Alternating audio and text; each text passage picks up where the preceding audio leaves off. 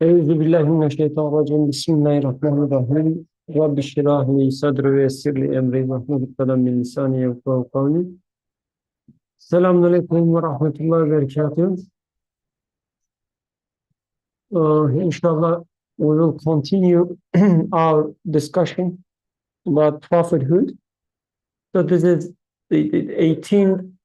Just give me a second, please.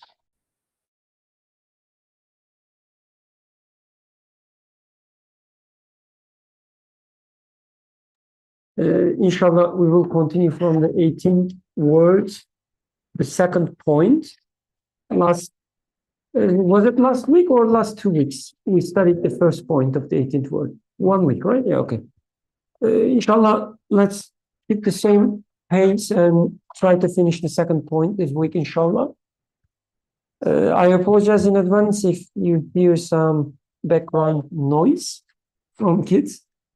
We are in a small place and they're restless. Anyway, let's start reading the second point, inshallah. We need a volunteer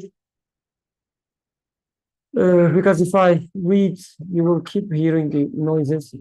So if anyone else can help us reading, inshallah.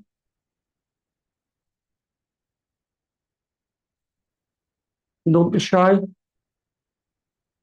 You can read it from the screen. I will help you.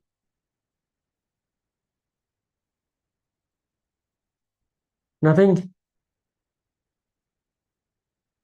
Okay, then let me read it. Ya Allah. Second point, this point elucidates one meaning of the verse, who has created everything in the best way. Who has created everything best way. This is from Quran 32nd chapter 7th surah. The original goes as Hasana kullu shayin ahsana kullu shayin khalaqahu.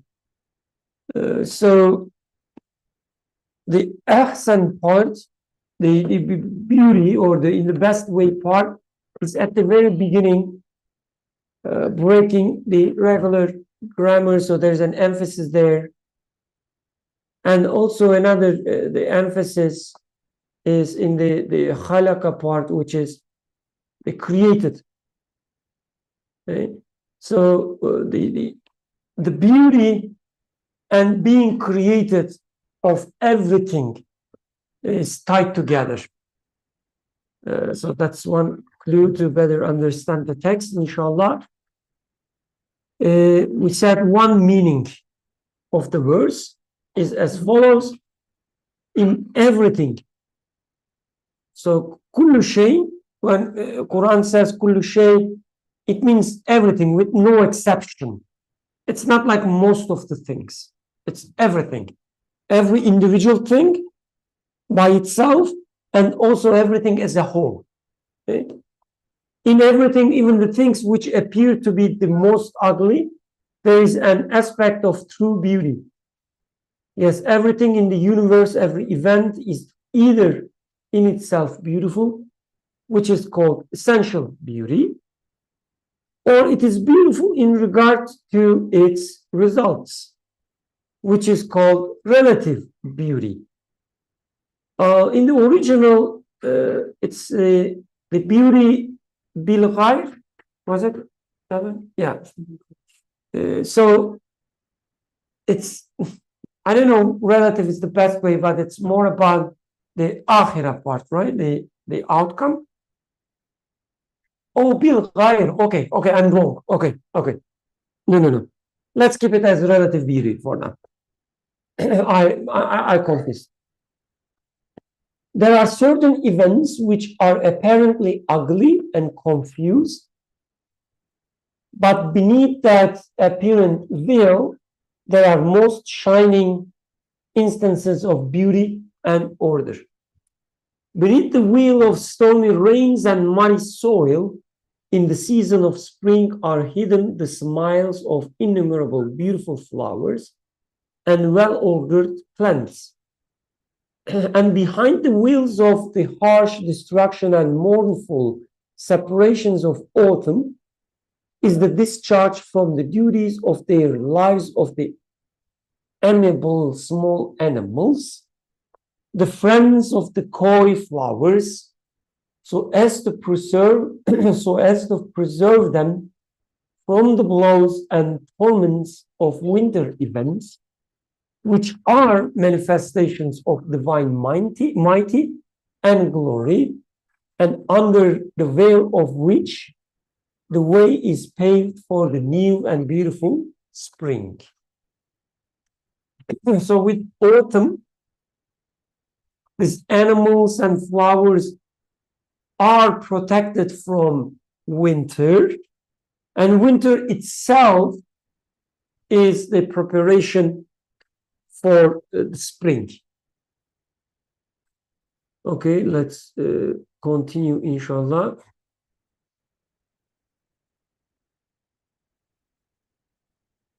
Beneath the wheels of events like storms, earthquakes, and plague is the unfolding of numerous hidden immaterial flowers, the seeds of many potentialities which have not developed, sprout, and grow beautiful on account of events which are apparently ugly.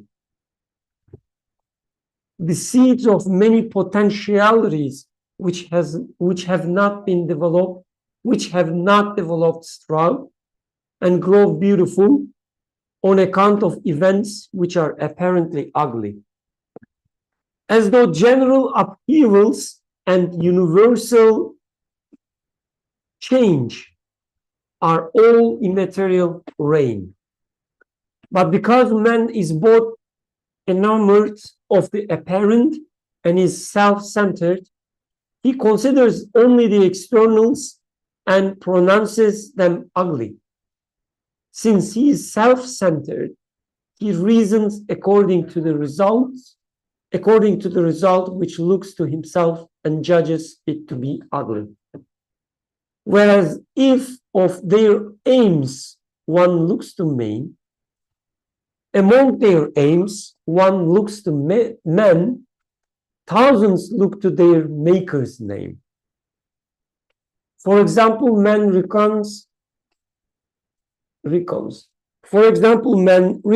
to be harmful and meaningless thorn plants and trees, which are among the great miracles of the Creator's power. Whereas they are the well-equipped heroes of the grasses and trees. And for example, hawks harrying sparrows is apparently incompatible with mercy. But through this harrying, the sparrow's abilities unfold. And for example, he considers the snow to be very cold and uninviting. But under that chilly, unpleasing veil, there are aims so warm and results so sweet, they defy description. Also, since man is self-centered and worships the apparent, and therefore judges everything according to the face that looks to him, he supposes, to contrary to good manners, many things that are perfectly polite and correct. For example, in man's view, the discussion of his sexual organ is shameful. But this veil of shame is in the face which looks to man, whereas the faces that look to creation, so the face that look to creation of that organ, look to creation, art, and its aims and purposes are veils which, if considered with the eye of wisdom, are perfectly correct. Shame does not touch them at all. Thus, certain expressions of the all-wise Quran, the source of politeness and right conduct, are in accordance with these faces and veils. Beneath the apparent faces of creatures, and events which seem to us to be ugly are extremely fine, wise art and beautiful faces looking to their creation, which look to their maker. So too, there are numerous beautiful veils which conceal their wisdom, and moreover, great numbers of apparent instances of disorder and confusion, which are most regular sacred writing. Jazakallah khairan, Birkan. Thank you for beautiful reading. Now, I'm unable to moderate because I read a long text. So let's start with then, just to give me a breath. I need someone to quickly summarize what we discussed last week, very quickly. And then, inshallah, Brother Yusuf will tie this bigger picture of the second point to the last week, inshallah, and we will start from there. But first, I need someone to remind us what we studied last week, very quickly. So, for example, someone like Zeren would do it easily, quickly, without any hassle. Yeah, please, Zeren, since you volunteered. Go ahead. What I remember from last week is that we discussed the verse, which I don't remember exactly, but the phrasing seemed to be where we tend to take credit for things that we don't deserve any credit for. And so the first point was kind of this the slap to say that, why do you think yourself deserving of any praise for any of these things that you think you deserve some credit? And I think at the end we concluded that this rather we should be in this state of or try to attain this state of realizing that we are perfectly needy.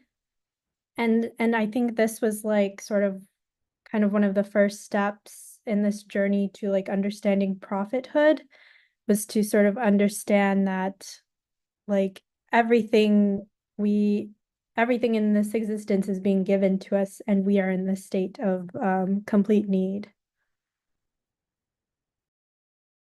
That was what I understood.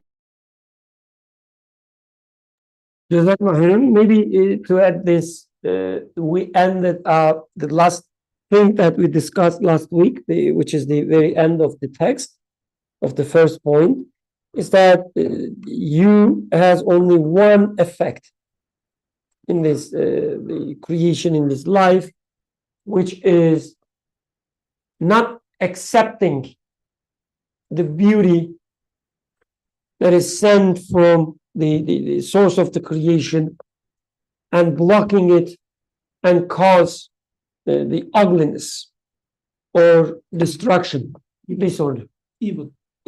Okay, thank you. So that's the only thing you can do, we said. And now we are discussing how everything that is being created is created in the most beautiful or the best way. And here comes Brother Yusuf, inshallah. Yes. So last week was mentioning in the existence, by not accepting the beauty that comes from the Creator, you cause in yourself, human, you cause evil. And he was also referring to the nature, the idea of nature out there, and saying that also by not attributing things to the Creator, nature will cause or will be the source of evil. Now comes to second point, and then the question is, he creates everything beautiful. So how come in the previous one you mentioned that there are things which are ending up being evil, and now you're saying that, well, actually, no, there's nothing that's happening evil. In this sense, can we really confirm this news of the Quran, which says in creation, everything he creates is beautiful?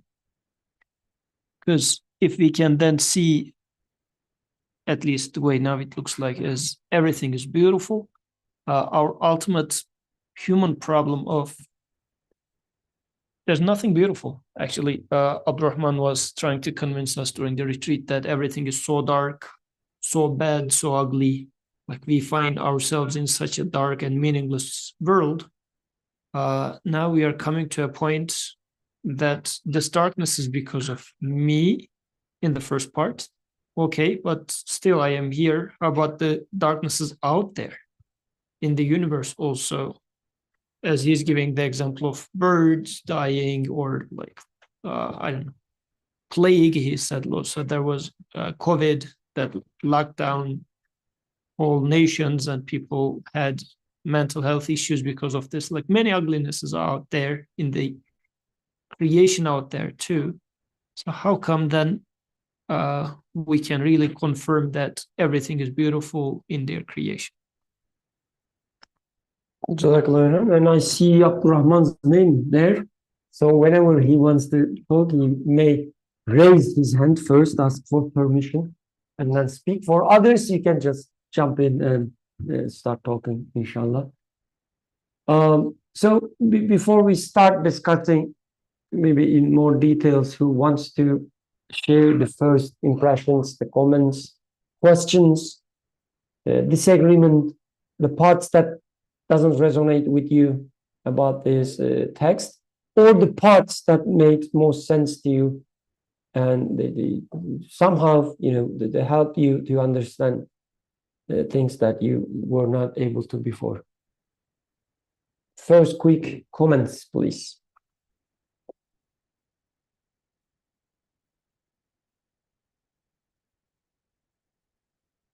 Okay, so you are very dedicated, very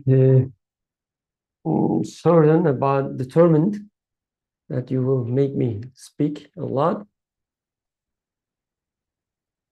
So maybe we can start from the overall picture. It seems, the first read, the author is saying, oh, just a second, there might be a technical issue. Just give me a second, please.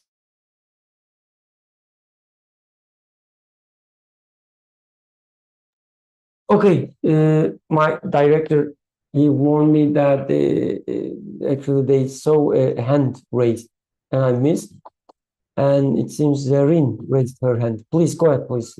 I apologize, I didn't see it. Oh, no worries. I guess I had maybe an initial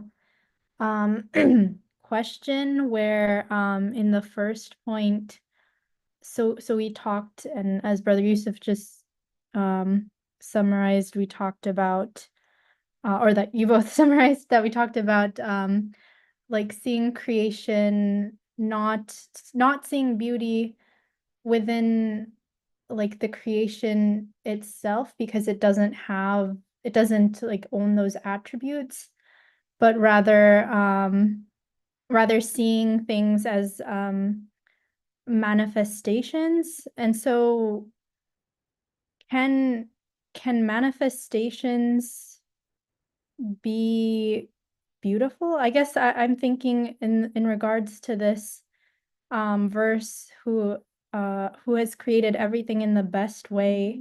If it's a manifestation of the absolute, is it really, I guess, the best? I don't know if that makes sense, or if I'm just confusing myself on just like wording. Brother Yusuf? So, I mean, the way I'm trying to see the text is, rather than taking it too theoretical at this level. So after the first part there, he was saying, like, since the verse was raising the point of human, you are bound to like to be praised for things which you didn't do. So there was this emphasis on doing. okay, I said, if I was the guilty one at the end of the first point, let's say I am somehow convinced that I'm a person who just messed things up. But then, rather than trying to say that since he's absolute, everything that he brings in must be beautiful, like this is being a too abstract of a thinking. I mean, probably that could be a correct conclusion, but I think author in here is going a little bit more practically from human feelings again. But there are many things out there which doesn't look good though. Like I didn't mess up anything in the outside world as if.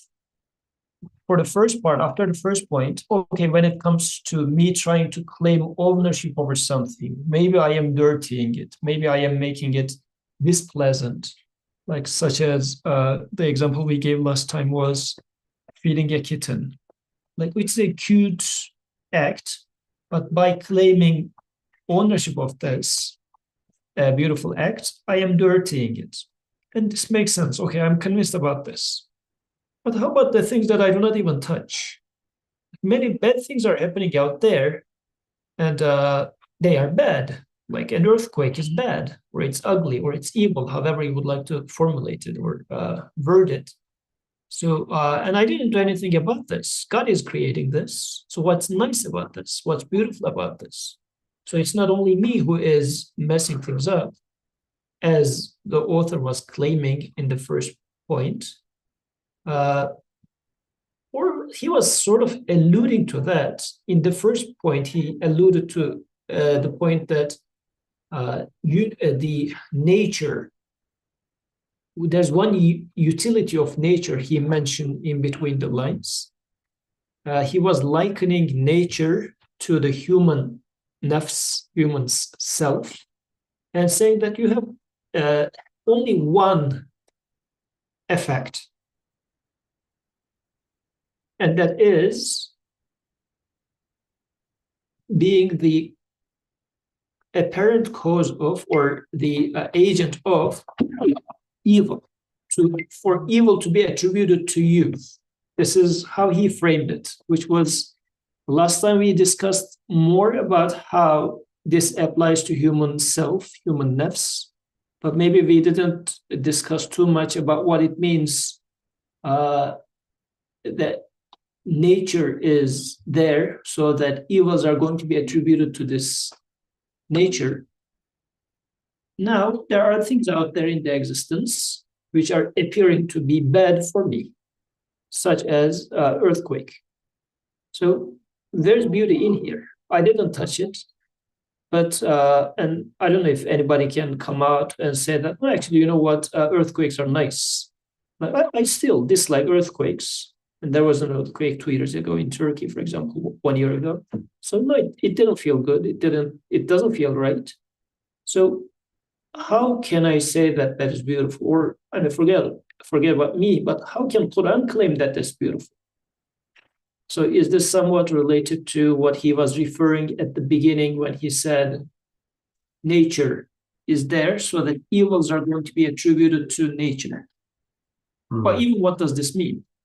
Shall I say that, oh, it is natural that earthquakes are happening? Of course, no. So I guess this is the part, because eventually it looks like author is trying to say that there is no ugliness, no evil whatsoever in fact. But yet there is a perception of evil somewhere. And again, this is because of your self-centeredness you have. Again, it's your problem. It's not an existential problem, but it rather is a problem starting and ending again within yourself. But is this really the case? So rather than trying to make this, I would say, a generalizing, theoretical thing, can I convince my feelings that this is the case? So, okay, the first week, you said nature is there so that the bad things, the ugly things, will be attributed to nature. So what I understand from that And of course, we should take nature within the dictionary of Imam Nursi. So it's not referring to nature as, you know, what you see in a regular dictionary, but it is a perception. We look at the creation, we see some order, we see some wisdom and so on, and we mistakenly attribute this to things themselves or to the universe as a whole, whatever. And this perception that there are certain laws or a mystical power, an agency being called as the nature that is in play and creating things. So I have such a perception. Just like when I look at my life, I have this impression that as if there's this agency of me creating things, right? I have this similar impression, similar perception about the outside world. There's this made up thing, which means like if I attribute things not to their maker, but themselves. Right? This is what nature represents. So nature is there to be blamed for ugly. Now, in the light of the second point, I can then take it as when you look at things and when you try to read them in the name of themselves or in the name of this universe, in the name of natural laws, whatever, right? This mystical agency, the nature, in the name of it, you will see ugliness. Or let's put in, as Yusuf said, the more practical terms. I look at my life, I look at around, I see earthquake or destruction, somebody dies that I love, and I see ugliness there. Right? Ugliness is there in my perception, and I don't like it. Right? So one way or another, whatever I see as ugly is being created in front of me. And then this feeling of not liking this ugly also being created in front of me. So as if author now, the Imam Nursi here is telling us, the ugly you see there, it is there because you are attributing things to themselves or to this nature and not to their maker. And this ugliness that you see, the blame for that is for the nature that you made up. Yusuf raising his hand, and I'm letting him speak. So, what is the point of the whole conversation so far here? So, human is troubled in this existence, and the first point was saying that you're going to be. Don't think that you're going to not be punished or feel this punishment, pain. You will definitely be punished. For what? Because you like being praised for things that you haven't done. And you want to be praised for things that are given to you. So it's not yours. And I look at myself and see in my life that, yes, I am experiencing pain and I am a troubled thing in this existence. And I'm bothered by this. I would like to live a life comfortable, happy, content, but I don't. Now I come to the second point, and now further it is saying that you're troubled because you find things pointless. You cannot make sense of things. At best, you see a good part of it, but many bad parts of it. And your friend comes and says, it's okay, it's okay. Like sometimes it happens. But look at this good side, or like this sort of an attitude is there.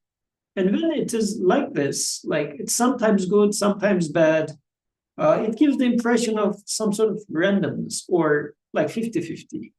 Or even just look at the, as they say, look at the silver lining. Is this how they say? So, I mean, yeah, there are many things which sucks in life, but at least there are here and there good aspects of it. So this is really bothersome. As if I'm trying to make an excuse for God or something, but it's against my desires. I am troubled by it. So how come I can get saved from this existential pain? Because I don't like to live in a messy environment. And this environment sounds very messy, like many of the places are ugly and dark, meaningless, pointless.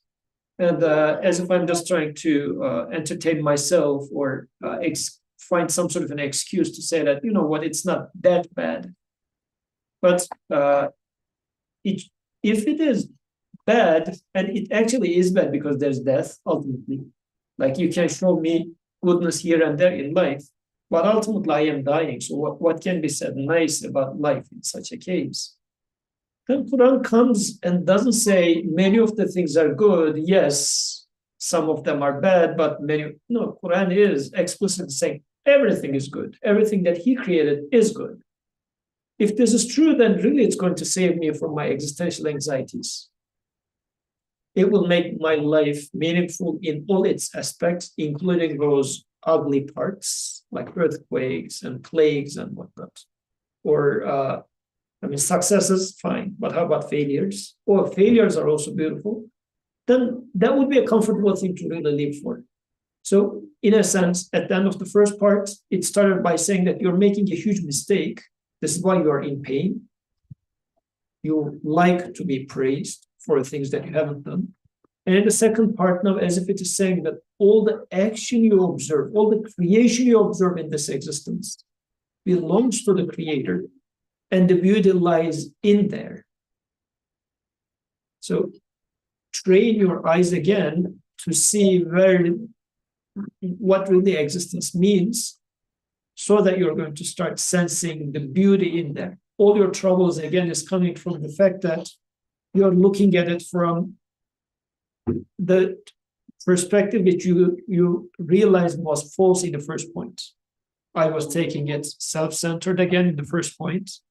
I thought things coming out of my hand were my actions. And that led me to seeing things in the second point. Earthquakes are just happening randomly or by chance, or it is just accumulation of thousands of years of power which breaks tectonic plates, and then earthquake happens and it's a meaningless death, meaningless destruction. So what sort of a beauty is there? So same problem, me being self-centered is now looking at the universe and seeing it as universe-centered, like those tectonic plates are breaking by themselves, hence meaningless, hence pointless, and becoming a darkness in my world. So changing this, the idea of nature also is now being destroyed in my eyes, and saying that no, there's no nature of tectonic plates that break by themselves. If they were, yes, there would be a meaning and purpose in there. So if I rebuild this perspective, then happiness could come in my world, because beauty will start rising in my world. Okay, so let's go with some examples. Okay. Who's applying for a job? Kadir is not here. Dua already got her job. Who else? No, okay. Natalia she's applying for a job. Natalia, is it for like asking, like, do you want to speak, or you just said you are looking for a job? No, I was just saying that I'm looking for a job. Okay, may Allah make it easy, inshallah. I just opened my resume and I thought you were looking at my screen.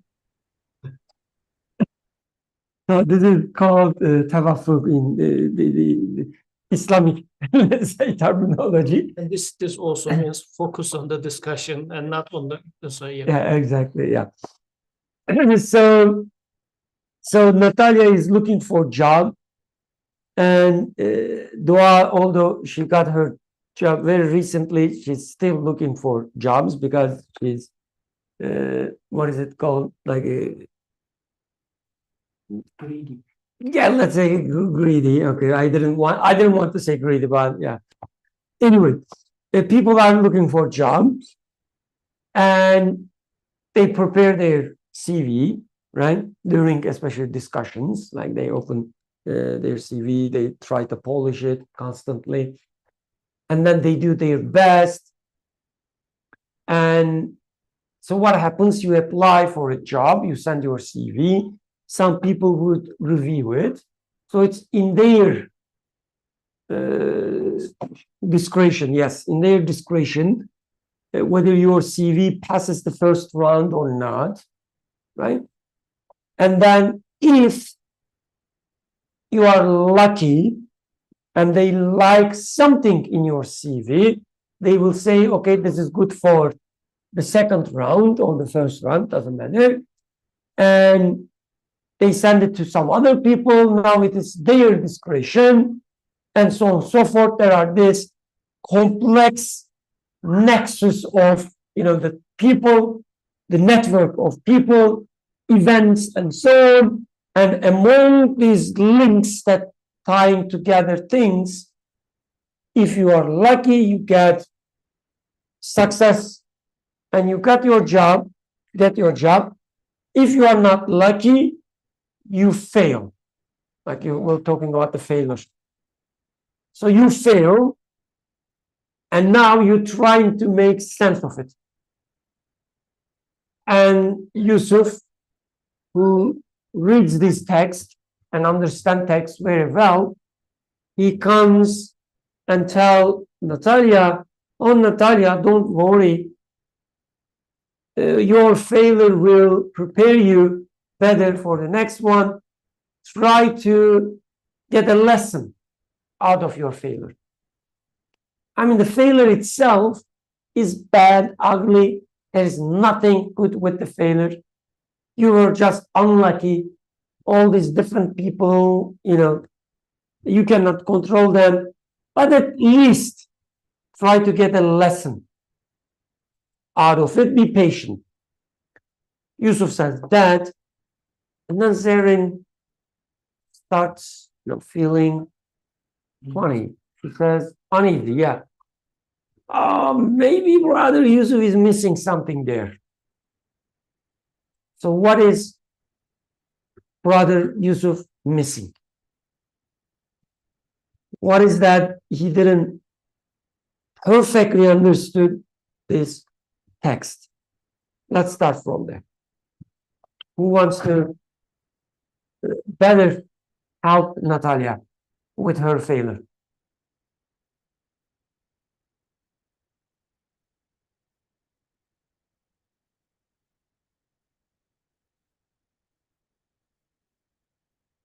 Anyone? Come on, just the council, help your friend.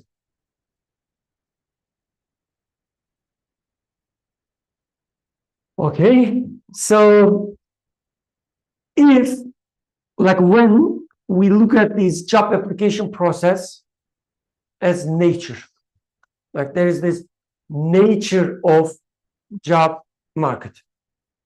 When we look at from this perspective, there is no wisdom in it, obviously, right? You are in the hands of the whims of different people, many people. Even if one of them is reasonable, wise person, how about the others? Some of them will reject your CV just because your last name is, let me see, Gomez, let's say, right? Some others will reject your CV just because you are a lady. Some others will reject your CV because you are from the wrong, the institute, the university. They don't like it, whatever. So you cannot attribute any wisdom. You cannot attribute any justice any ahsan, any the hasan, sorry, any beauty there, any perfection there, right? You cannot do it if you look from that perspective.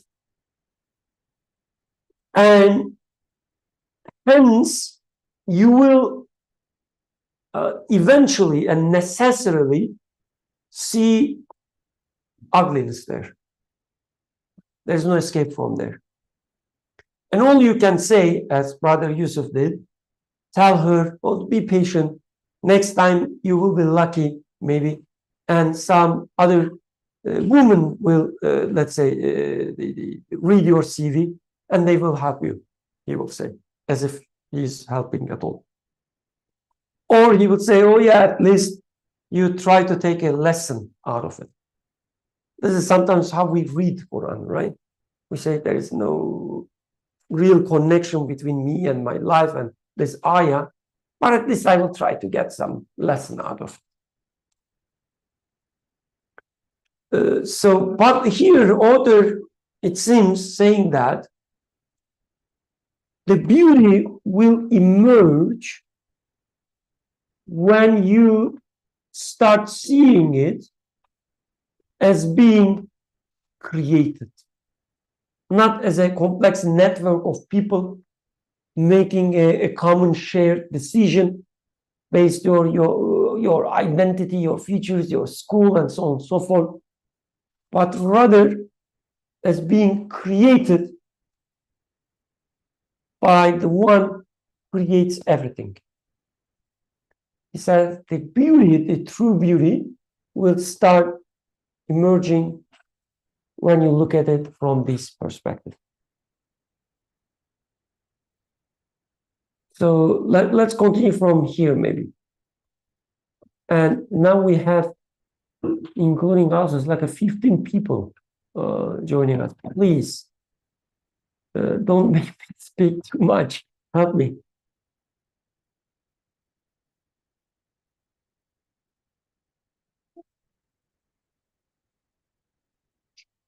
Yusuf, please go ahead. So then in this case, if I see this action as many of those apparent actors acting in them, rightfully, it's ugly. Like this person rejected the CV because last name was Gomez, or like she was a female, or this and that, and this is a very ugly act. Like they rejected Natalia on the basis of an unjust reason. Just sorry, don't lose your thought.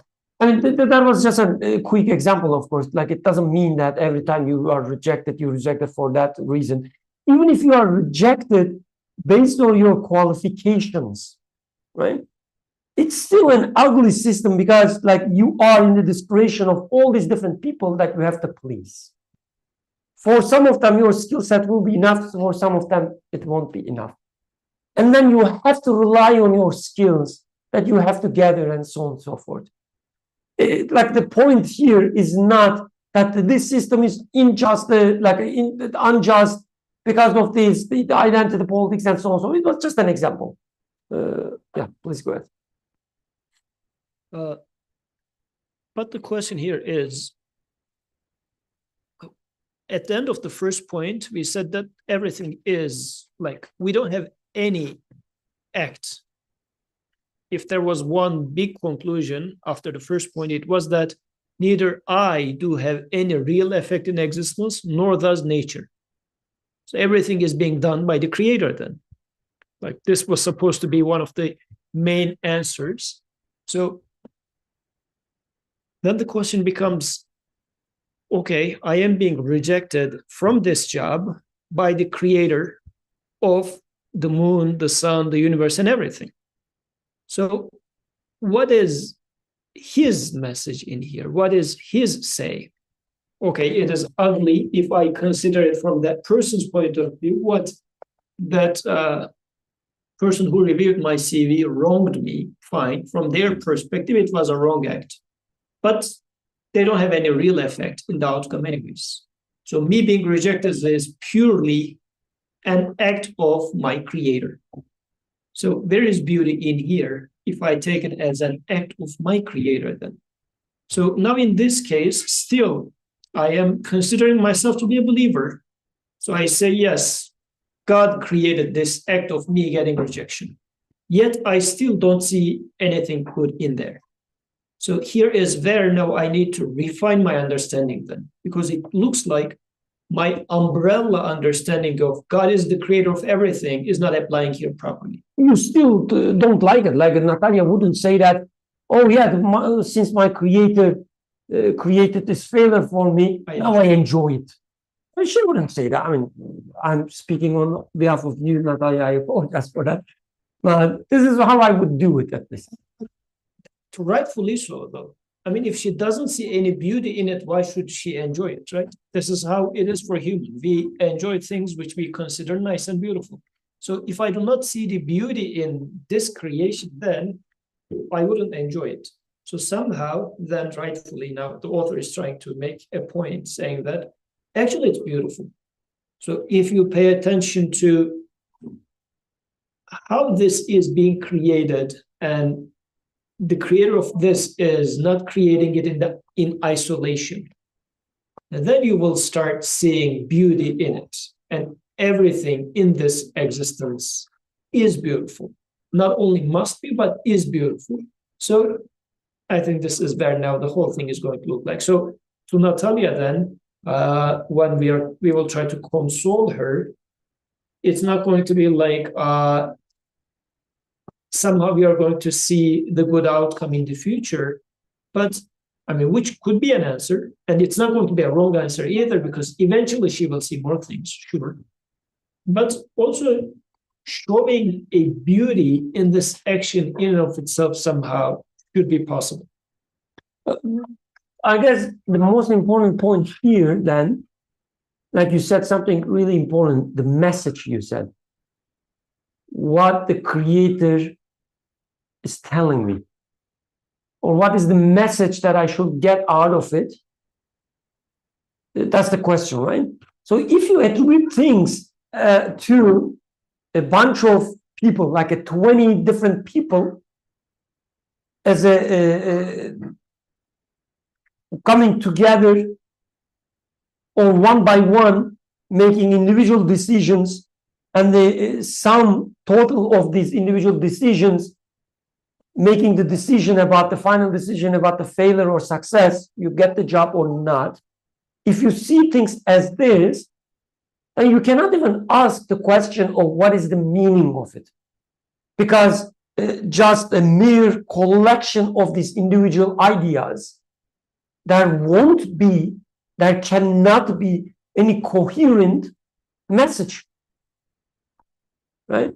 10 people in HR, 10 people in engineering department, 10 people in whatever department, they have their own ideas, their own whatever, and all you can say, I didn't get the job. What is the message out of it? There cannot be any message, because there is no a single agent, the source of this creation. It is a creation of a collaborative, these agents. Actually, since it's a good point that now we are discussing meaning. So imagine we are talking about a book and seeking for meaning in a book which was just random jumbled words. We wouldn't seek meaning in there. Or if you're saying that, oh, this book is written by 20 people, and all 20 of those people are really coming from different types. One of them is super sensitive, the other one is a very rude person, the other one's a very harsh warrior and whatnot. So what sort of a coherence would you seek for in such a book? I would say that it looks like it's made up because there's lack of coherence in there. Actually, the verse that we are studying is from Surah Sajda, verse number 6. And the second verse in the surah talks about this is a book revealed by the creator of heavens and the earth. Is it open here? Yeah. If you scroll up to the very beginning, so Alif Lam Mim. So this is 7th, by the way, the one we read. Yes. Okay, that's 6, 7. تنزيل الكتاب لا ريب فيه من رب العالمين. So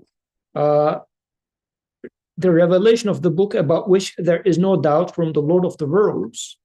But comes the next verse, أم يقولون افتراه. Do they say he invented it?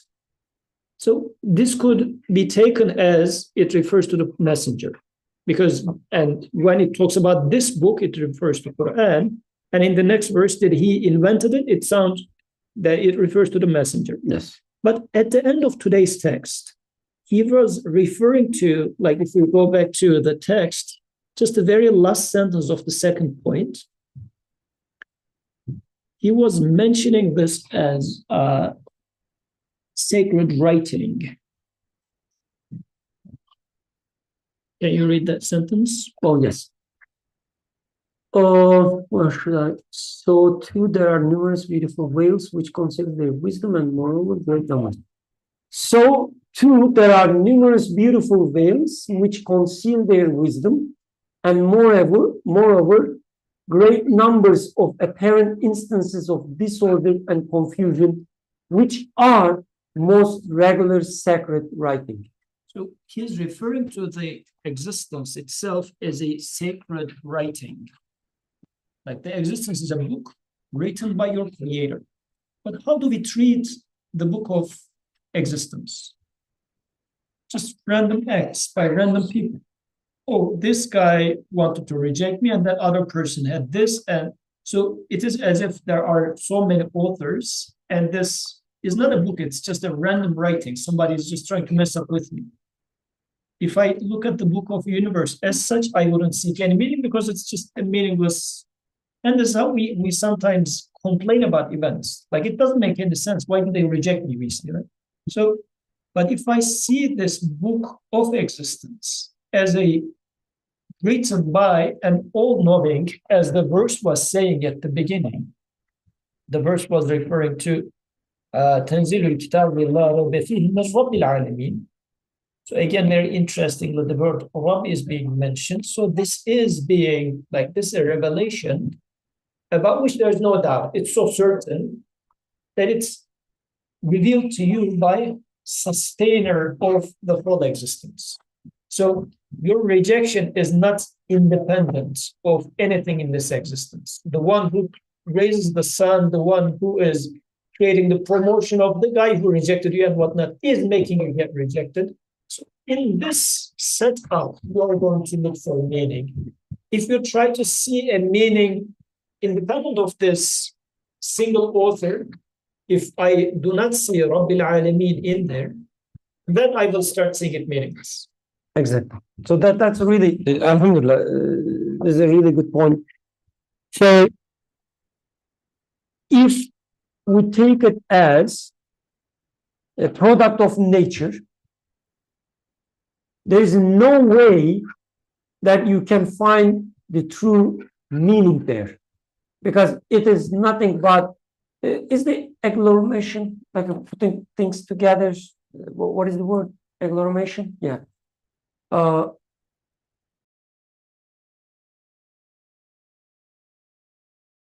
let's use the accumulation. It's the easier one. So if things are accumulation of independent, blind forces or judgments, then you cannot get any message out of it. There cannot be any message. By definition, there cannot be any message. So you cannot, poor Natalia cannot ask the question, okay, I failed with this job application, but what is the point of it? What message I should get? What lesson I should get out of it? She cannot even ask such a question. She can only take it as, okay, next time I have to work harder, or I have to be, let's say, luckier. In the right place at the right time. Exactly. This is how people always say, right? Oh, I was at the right place at right time. She has to be that person. And all she can do, cry. And the best friend, the Yusuf, will come and say that best he can do. oh, I understand you, Natalia, and I will cry with you. I'm a good friend. I will listen to you and cry together. Just one example, like this sounds really as if we are taking things to extreme, but I was in a review panel. We are reviewing some proposals, the grant proposals. There is one proposal, one reviewer gives terrible scores, like really low. Another reviewer gives really high scores. So I'm forgetting about blind forces and so on. Two very well educated reviewers. They are, I mean, not the best experts, but they are experts in their domain. They are reading the same proposal. One is saying that it is terrible. The other one says it is really good. So this is the situation, right? And when you look at it from this perspective, all she can say that I don't know what to do, Birkan. Like when I submit my proposal, one reviewer may favor it very well, the another one may not. So I'm like really you are in the hands of blind almost forces. You have to be lucky. But on the other hand, author says, if you take it as being created, not as a product of nature. Because in the previous one, he said that nothing has any effect. Exactly. So if you remember this, that everything is being created, now Natalia can ask, what is the point? Because everything is being created by the one, as Yusuf said, the one who creates the moon, creates the sun, creates the flowers, creates everything, including the feeling of not liking the failure. So then in the previous version, there cannot be any meaning. In this new version, there has to be a meaning. Because even your feelings are being created, as if you are directed towards something. You are forced to think about something. And what is this something? Now you can ask. This is like an extreme difference between the two. Right? Now there is a point, and you can ask, what is the point?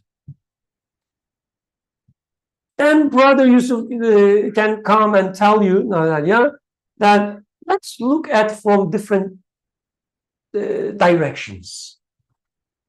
Right? As the author talks about these the examples of how herring, I don't remember the word, herring a sparrow, or chasing a sparrow, or winter, harsh winter, being a preparation of spring, and so on.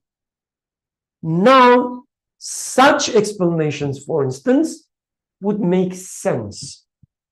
Because with harsh winter, we will say, okay, there must be a point. Otherwise, you cannot say that there's a point. You say there's no point. It is just harsh because of the position of the earth with respect to sun and the speed and so on and so forth. There is nothing to do. We're just doomed to have this harsh winter. And it happens this way because it is what it is. That's all you can say. But when you take it as being created by choice, by the wisdom of the all-wise one, now you can say that, oh, there must be another point.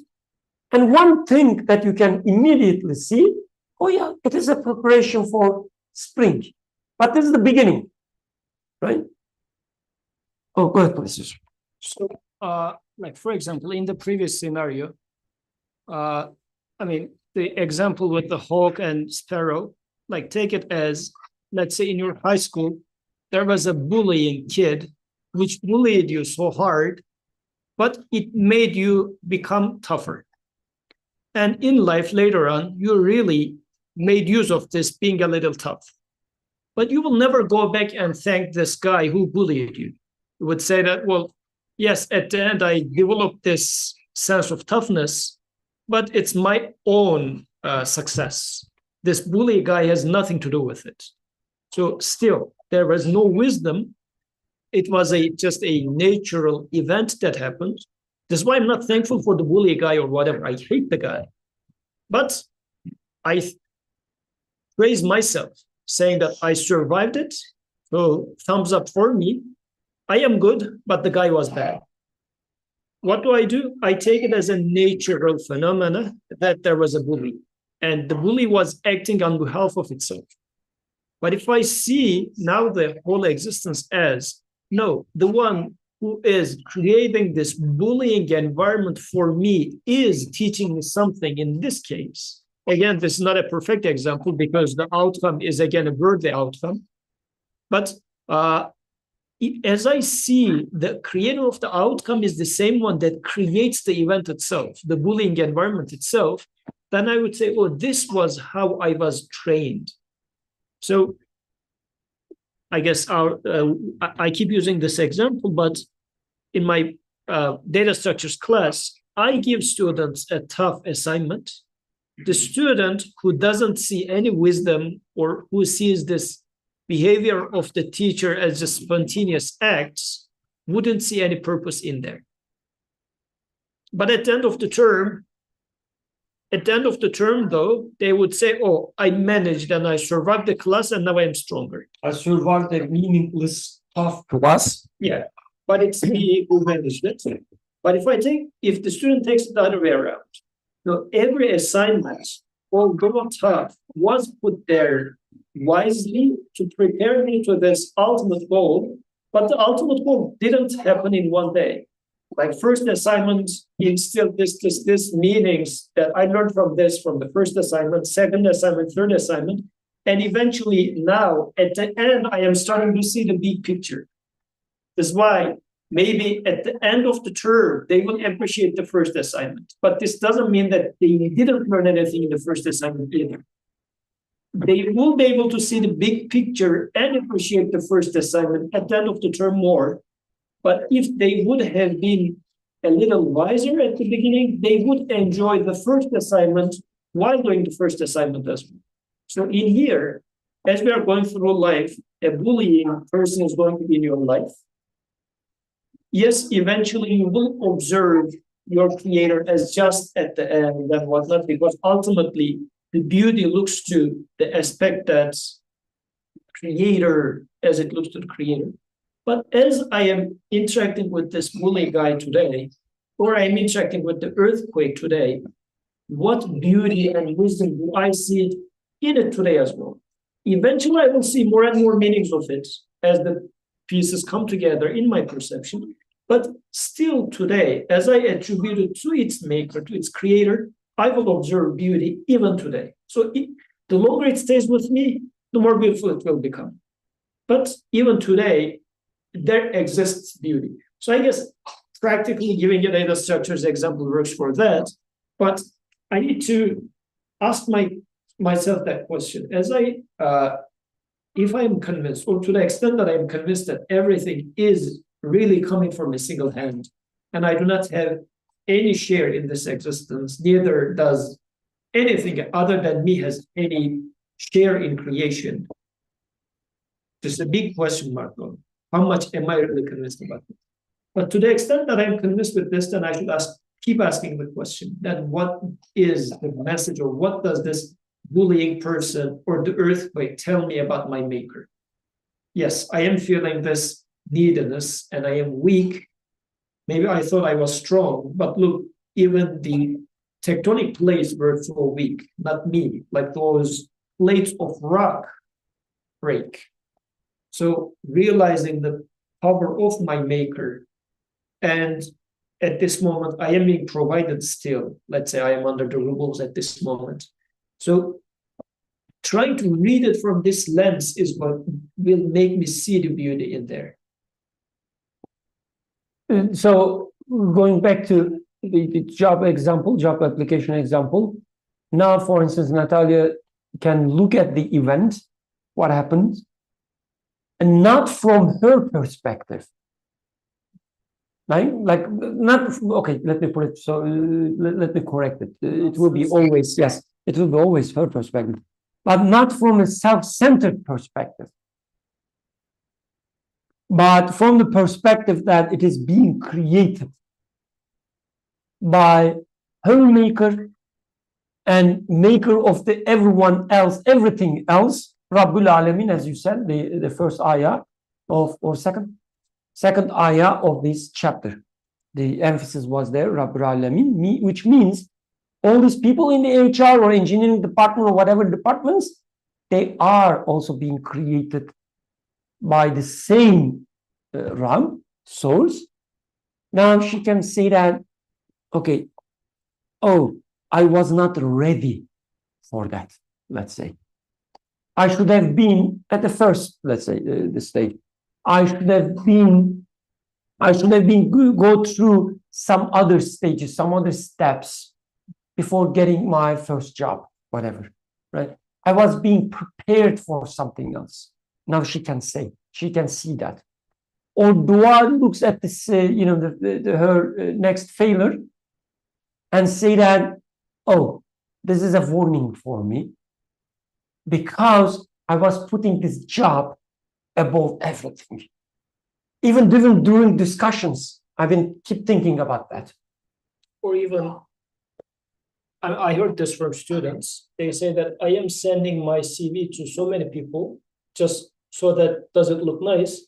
Everybody says it's perfect, there's nothing to update. Yet, like last week, I heard this from a student, yet not even a single interview offer is coming. So what is the perception here? My CV is flawless at this moment. I'm supposed to get the outcome. So not getting the outcome in this case should remind me that you're relying on your CV. You think like your CV is going to give you success. Here is your CV, it's flawless. Everybody says it's perfect, but there's no job. So if I see it as a guidance, I mean, if this book of universe is for me to read, so what do I read and what do I understand from it? Alhamdulillah, the part of my career, professional career, where I was so certain, like I feeling it inside that whatever I have, it's not tied to my CV because there is always imbalance.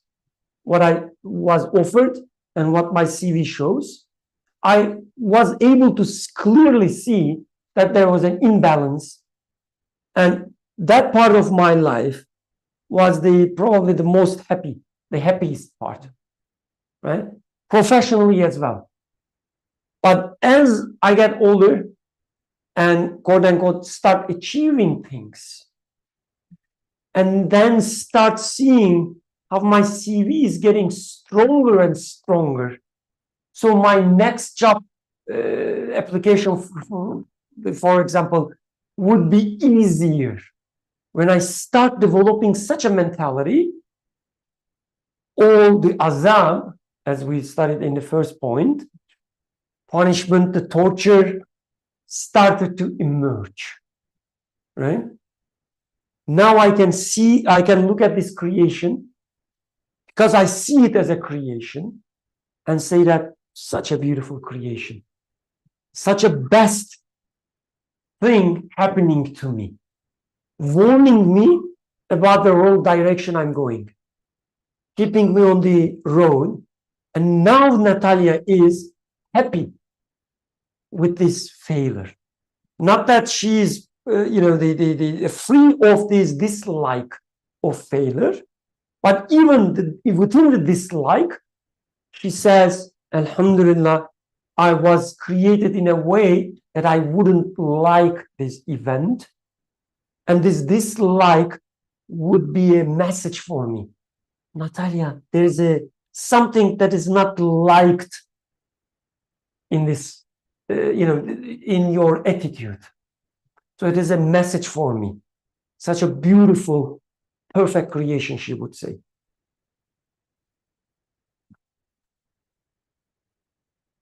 Who wants to speak? I saw some movements in the order of names. There must be someone. Is it you, Zarin? Or Mohammed Sial, maybe Fahim, H. Beza, Dua, Aishanur. Please, come on.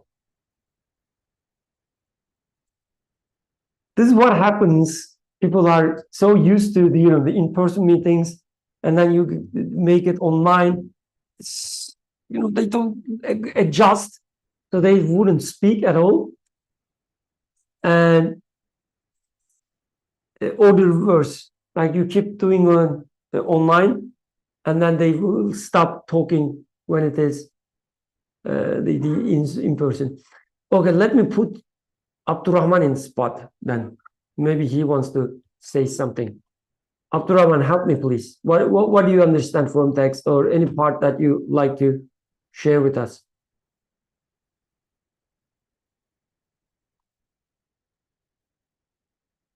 Okay, he doesn't want to speak. Okay. Oh, Assalamu alaikum. alaikum salam. I mean, Jazakallah khairan. I think a lot of it helps and makes sense. I just kind of want to expand, and I mean, you kind of put me on the spot a little bit earlier than I had my thoughts ready, to be honest. But so I was thinking, it kind of initially I was thinking of Thanos from Marvel. Everyone knows Thanos. I think Except Thanos, right? The guy with the Infinity Stones. yeah, Thanos. I think he was very misunderstood. This guy, he was trying to save the universe. Of course, like I don't watch such movies, but yeah. He was trying to save the universe. He had to get rid of half the people. Apparently, that was the only way, and nothing else made sense. But sure. But the outcome was saving people. So his goal was it was honorable, it was merciful, it was to help the universe, right? There was a lot of good at the end of it. Okay, half the people are gonna die, but it's good of the universe, and those people, there's a lesson I'm sure in there for them, right? So at first, this is what comes to my mind when I think of this. The outcome is good, and thinking about what Nursi is saying. I mean, we didn't go into the text in depth, but some things he's saying are very eyebrow raising. Like the flowers die before winter so that they don't have to go through the pain of winter, and then it's preparing for the spring. But I mean, the flowers are dead, so what good is it to them that they're already dead, but they don't have to go through the pain of winter? And then I don't know, the sparrow chasing or being chased by the hawk, the sparrow's abilities are coming up. Like I think a lot of this, I'm surprised people are not more rebelling or disagreeing, because I am disagreeing in many ways. I feel like at least I feel like I should be disagreeing because it's hard to wrap my mind around. And then there's like I guess my question is, or my thoughts are, or like, yeah, Fahim is saying you don't appreciate the good without experiencing the bad. Like these kinds of comments honestly give me, I don't think this is what you're saying, but these kinds of comments don't really do much good for me. Because it's like, okay, I'm gonna be of half the people that die in the universe because Thanos killed me, but the rest of you can enjoy your life. But you don't appreciate the good without the bad. So that's what I get from that comment. I'm like, it gives me no relief, no joy. And then similarly with failure, I'm thinking of failure. The way you put it, yeah, you failed, but you learn and you get something out of it. But at the same time, here the verse is saying God creates it in the best way. Like it's not saying God creates good behind everything, or there's good in behind everything. It's created in the best way possible, or created in the best way. So I'm like, why is my perception so corrupted or warped that I read these things and I don't see them? Forget them in the best way, I see them in a very ugly way, and it's very difficult for me to see them in any other way. And I guess the question, if I can boil this down to one thing, it's what does it mean to be self-centered? Like, how can I not be self-centered? I care the most about myself. I experience my emotions. I live through life through my own lens. I am self-centered. Like, it's impossible for me to not be self-centered. I can only, I have the things I want, and I dislike the things I don't want. Like, what does it mean to not be self-centered? Like, what's this? It feels like being like a monk or like a Sufi, you know, ascetic, amazing Sufi person or something, saying Alhamdulillah to everything. Um, how can I escape this self-centeredness that Nursi's talking about here and enter this nirvana state or something? Like, what does it mean to, what kind of self-centeredness is Nursi talking about, and how can I then change my perspective to seeing, be everything is being created in the best way?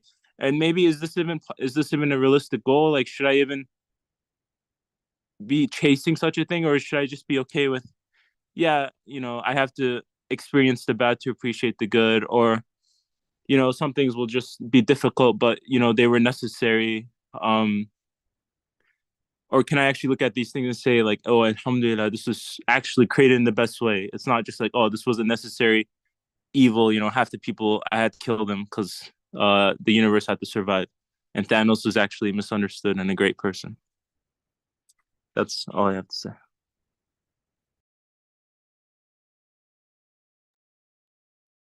Jazakumullah. Who wants to take the first stab? Not necessarily metaphorically. Fahim says the Prophet ﷺ had extremely difficult trials. How did he respond and show gratefulness? Okay, so I assume, I believe he says, if you look at them, maybe we can get the answer to the Abdurrahman's question. Jazakallah for the reminder. Yusuf, you want to say something? Go ahead, please. So, Abdurrahman's summarizing way that he was saying that, how can I not be self-centered? So, like, in terms of trying to understand, yes, I mean, I will look at with my eyes, I will look at with my feelings, that's correct. But self-centered in the sense that, how am I going to read this book? Like, the analogy of book really made perfect sense, and reading the surah, the beginning of the surah that the author was referring to here, kitab in there, in this sense. And the first revelation starting with read in the name of your Rabb who created. Again, in their reference was to Rabb and creation. So reading it relative to that. So am I the author of this book, or partial author of this book, or he is the author of this book? So I think this, to whom do I put at the center in this sense? Because generally we tend to take myself as at least the lead author of my life, and then there are Birkan who entered my life and my family, my kids and whatnot. Like, people come and go sometimes. As a famous person once said, everybody who came here made us happy, some of them with their coming and some by them leaving. So like, sometimes I'm being happy with people entering my life, or sometimes I'm happy that they left my life. So if this is the way, I think that's what I understand from here, being self-centered. I interpret good and bad in terms of how I feel about them immediately. But if I try to see it, no, what does the creator, who is one and only of every single thing that I observe, what does he mean by that for me? What is his message to me? It's not my message to me or my meaninglessness. So I think this is the shift of, or at least what the author is inviting us to look for. This is what self-centered versus, if it's the proper verb, God-centered would mean. And also, maybe to add this, the self-centered in the sense you look at something, you don't like it, and you just take it as, I don't like it. As if you are in the control of this feeling, that dislike. Like, I don't like it with an emphasis. I don't like it. It means you assuming that this feeling is your product. And you are kind of expecting the ayah we studied last week. Those who expect praise and for things they didn't do. So Abdurrahman in that case, expecting that we should praise him because he created this feeling that he doesn't like, and hence he can label it as something ugly. That's the praise. I don't like it. It means it is ugly, right? He expecting this praise, the authority that label things as ugly. But then Quran says, oh, wait a second. Why you are asking for praise, authority in this example, for something that you didn't do? The feeling of dislike is not yours. You cannot take it as if it is yours. So this is self-centeredness. You take it as if it's your feeling that you create. Like a child dies in front of your eyes, and you label it as ugly because of your moral values. Oh, I thought about it. I contemplated about that. And killing a kid is nothing but a mere, the ugliness, you say, as if. No, you found yourself in a situation that you don't like the death of an innocent child. Even the word innocent was given to you. You didn't say, oh, I think this kid is innocent because of the... No, even this idea was given to you. When you don't realize it, it's you acting self-centered, right? And you see nothing but ugliness. But when you realize that it is not, it is created in you, you are kind of supposed to dislike it. Right? Then you can start asking the question, why? What is the point? The Thanos example would be a little bit misleading because why you are trying to look at it from the Thanos perspective. You can do it to some extent. It's another creature, right? But when it comes to you and the creator of the universe and so on, you cannot do that. You cannot make up some ideas. Like the point here is not that, oh yeah, but God thought it would be better for me. Or God, with his infinite wisdom, mercy, decided this would be best for me, and so on. No, you will see the beauty in this creation to the extent you see mercy and wisdom in it. To the extent you realize that it is being created by the one who creates all the instances of the wisdom and the mercy in this creation. When you realize this, now you can ask, what is the point of I'm having this failure? What is the point of this failure being created in my life by the one who creates all these beautiful, all these merciful or wise events? To the extent you see the wisdom and mercy in things, you will say that, oh, there might be a wisdom and mercy in this event as well. Not from Thanos' perspective. Abdurrahman raising his hand, but before that, okay, Abdurrahman, go ahead, please. We don't have much time. try to keep it for 2 minutes, and then Yusuf will talk for another 1.9 minutes, inshallah. Okay.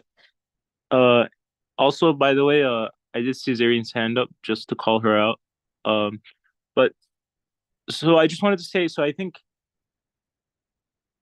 so yes, there's definitely a lesson, or there's something to learn, or even if when I look at it from my creator's perspective, like who created this event? Why is it created? It's not random, this and that.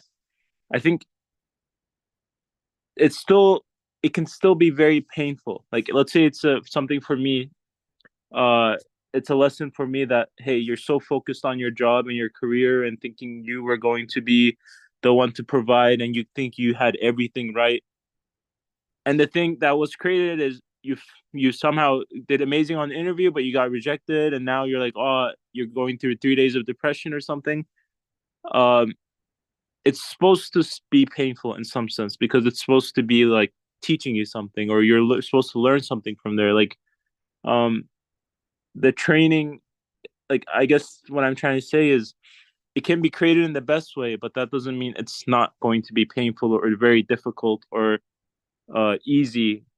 It's going to be a training in some sense, or education. So I shouldn't be trying to paint it as roses and butterflies, and because it's not. It's a difficult and challenging, and maybe sometimes extremely painful thing I have to go through, which, like a surgery, you could say it's good that I had to go through it. And maybe later on I look back and I say, Alhamdulillah, I went through it. I learned so much from it, and I saw the mercy in that I had to learn those things. But I guess for me, maybe I was equating this with too much, as like everything becomes butterflies and roses, and that doesn't seem to be the reality. It's definitely there is a lot of pain as part of it. Jazakallah. Just one, maybe the highlight. You don't, or we don't look from the creator's perspective. This is not the point here. You are looking from the perspective where everything is being created. So you are still looking from your perspective, but again, from the perspective of everything is being created. There is no such thing as looking from the God's perspective or creator's perspective. You cannot do that. Yusuf. So, in several surahs in Quran, including Surah Sajda, from which this verse was taken from, the beginning verse was taken from, starts by saying, this is the book upon which there is no doubt. So, like, when it comes to Quran, when we read such a verse in Quran, what we understand from Quran is being a speech without a doubt. And it's truth for certain, one would say, especially if you're religious, you would say, of course, and whatnot. But how do I know? How would I know that there's no room for doubt in this book? It must be so certain of the truth. As if Quran is inviting me to say that, look, this is my speech, and I am so sure that it's going to match the truth as you experience it. Here is the text. Here is the speech. Go and check for yourself. Like, it's an open challenge, actually. So now, read the book of existence as such. So a thing is being put before me, and my creator is saying that I am the author of this, like anything else in this existence. And I assure you that this is no random, meaningless thing. It's going to be a perfect match. So it's another invitation for me to seek that meaning. As much as I'm going to bear witness to, like, to the extent that people in here consider themselves religious or whatever, however they would like to take this, that this verse, yes, Quran is full with truth and whatnot, so is your rejection from your job application, is a sign of your creator, and is full of truth, full of meaning, full of wisdom, as its maker is now suggesting to you. So how do you read this, and how do you see the meaning behind this? as much as you would like to bear witness to truthfulness of Quran, I am expected to bear witness to truthfulness of this signs, this ayat in my life as well. And in here, author is inviting me to see this meaning and saying that you wouldn't see this meaning if you look at it self-centered. You can start seeing this meaning as you see that it's coming from the single hand of your Rabb, and he is the one who creates it. And then you will start seeing the beauty in it. This is why the verse, although in the translation they translate it as best form, ahsana is the superlative form of husn. Husn means beautiful. So everything in this life is beautiful. This is now the claim of the speech, verbal speech, but also in me, my maker put this expectation in me to say that I made you to like beauty, I made you to dislike ugliness. So in a sense, created me as a machine to appreciate beauty. Then ugly things in there must be a beauty in there. This is why author said that either they are directly beautiful or they are going to keep beauty in a different sense within themselves. So look for beauty in everything. You're made as a machine to appreciate beauty, which, I mean, it's a very interesting way of reading human nature. Since you are a machine to appreciate beauty and dislike ugliness, then anything and everything you experience or you interact with are either directly beautiful or indirectly beautiful, must be beautiful. Applied to Quran, any verse, any sign in Quran is truth. Applied to the book of universe, anything and everything in this existence is meaningful and beautiful, must be meaningful and beautiful. So it's a very nice parallel reading of both books. So I apologize there. For some reason, I don't see your hand raised. Thank you, Abdurrahman, for warning me. So let's finish, complete with your beautiful thoughts, inshallah. Jazakallah khair. Yeah, thank you, Abdurrahman. I think I was not expecting to be called out. Alhamdulillah. I guess I was just confused about an earlier like concept where like the idea of not being able to experience like good without bad, or like light without dark, like this idea of contrast. Because I guess this had come up for me earlier this week actually. So it's not that like if we say something like that, it's not that the bad thing is bad, right? Like we're saying that, like Brother Yusuf said, that there is like beauty in it, but we just have to look like deeper. I think that was like sort of my kind of question at the moment, during the whole during Abdurrahman's kind of point.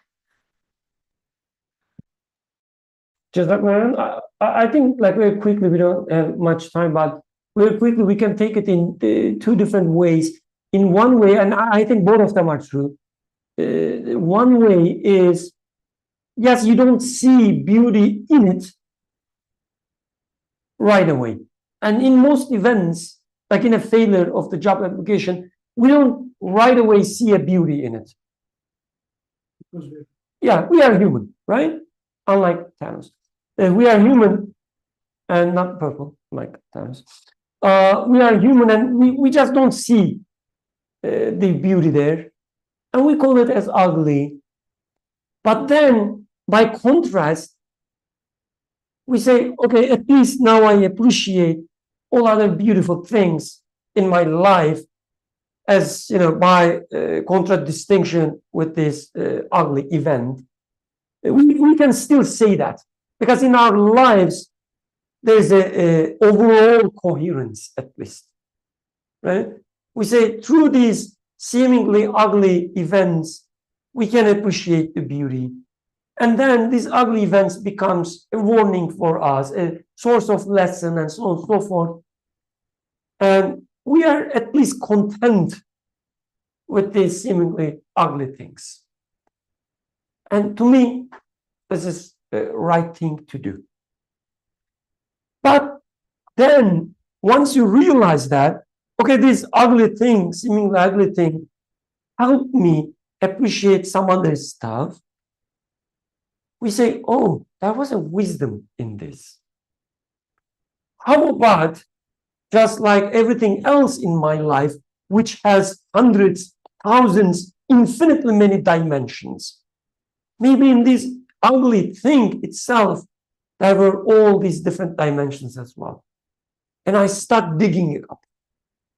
And I see that, oh, okay, that part of it, which I didn't like before, it was also beautiful, so for some other reasons. So before, it was 100% ugly, right? Then we said, oh, at least it reminds us the beautiful things in our life. It was 90% ugly. We start digging it up. We said, oh, wait a second. This part of it, which I thought ugly, was actually beautiful. Because of that, this thing happened, that thing happened in my life. It becomes 80% ugly. And then 70% ugly, and then 60% ugly, and so on and so forth, to the extent you connect it to the Creator, right? You start seeing that actually nothing about it was ugly. Maybe you will say that, now I realize it was so just. I really deserved to fail desperately. And my Creator was even merciful. He didn't fail me desperately, just failed it. So it was 100% beautiful, plus it was a merciful act. So what, let's say, Fahim said in that sense was right. It's a starting point. And only through such simple starting points, you can start questioning it. It gives you a perspective that before it was 100% ugly, but just by the mere fact that you can appreciate the other good things in your life, you see, at least it serves a purpose. So it's just a 90% ugly. And this is a good starting point. Jazakallah khairan. So we have to stop here. سبحانك لا علم لنا إلا ما علمتنا إنك أنت العليم الحكيم وآخر دعوانا أن الحمد لله رب العالمين. الفاتحة.